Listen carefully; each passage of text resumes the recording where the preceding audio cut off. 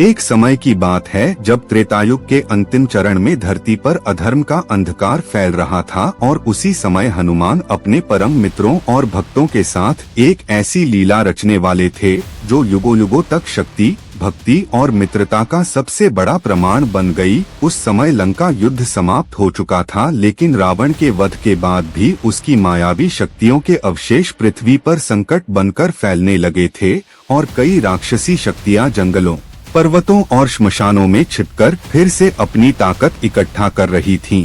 तब भगवान राम ने अपने सबसे विश्वासपात्र वीरों अंगद, नल, नील, जाम्बवंत और स्वयं पवन पुत्र हनुमान को आदेश दिया कि वे इस छिपे हुए अंधकार को समाप्त करें। और जैसे ही यह आदेश मिला, हनुमान जी की आंखों में अग्नि की तरह तेज प्रकट हुआ और उन्होंने अपनी गदा उठाकर कहा कि प्रभु, जब तक मेरा प्राण है तब तक कोई भी दुष्ट शक्ति इस धरती को छू भी नहीं सकती। इसके बाद हनुमान जी और उनके मित्रों की टोली घने अरण्य में प्रवेश करती है, जहां हर पेड़ के पीछे एक रहस्य छिपा होता है, हर हवा में एक अनजान भय होता है। लेकिन हनुमान जी के साथ होने के कारण उनके मित्रों का आत्मविश्वास अडिग रहता है। तभी अचानक एक विशालकाय असुर प्रकट होता है, जिसका नाम था कालकेतु, जो रावण का गुप्त शिष्य था और उसने वर्षों तक तंत्र और मायावी शक्तियों का अभ्यास किया था।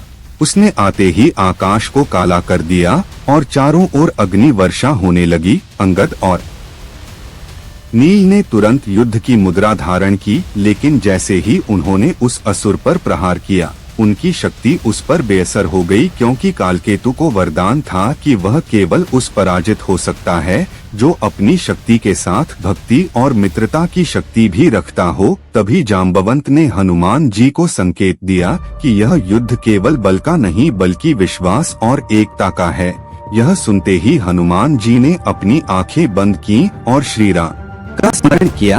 उनके शरीर से दिव्य प्रकाश निकलने लगा और उन्होंने अपने सभी मित्रों का हाथ पकड़कर एक शक्ति चक्र बनाया, जिससे उनकी संयुक्त ऊर्जा एक दिव्य अस्त्र में परिवर्तित हो गई।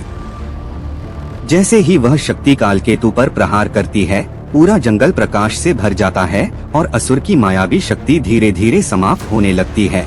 लेकिन अंतिम क्षण में कालकेतु एक भयानक रूप धारण कर लेता है और पूरी धरती को हिलाने लगता है। तब हनुमान जी अपने विराट रूप में प्रकट होते हैं। उनका आकार आकाश को छूने लगता है। उनकी गर्जना से पर्वत कांप उठते हैं और वे कहते हैं, जहाँ भक्ति है वहाँ कोई भी अधर्म टिक नहीं सकता।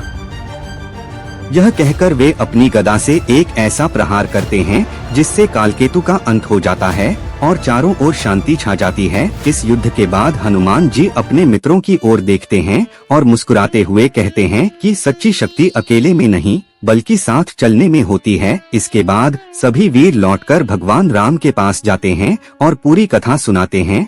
भगवान राम प्रसन्न होकर हनुमान जी को आशीर्वाद देते हैं कि तुम्हारा नाम युगों युगों तक शक्ति, भक्ति और मित्रता का प्रतीक बना रहेगा। और इसी तरह यह कथा हमें सिखाती है कि चाहे कितना भी बड़ा संकट क्यों न हो, यदि हमारे पास सच्चे मित्र, अटूट विश्वास और ईश्वर की भक्ति हो तो हम हर अंधकार को समाप्त कर सकते हैं। और यही हनुमान जी की सबसे बड़ी शक्ति है, जो उन्हें केवल एक योद्धा नहीं बल्कि युगों का सबसे महान रक्षक बनाती है।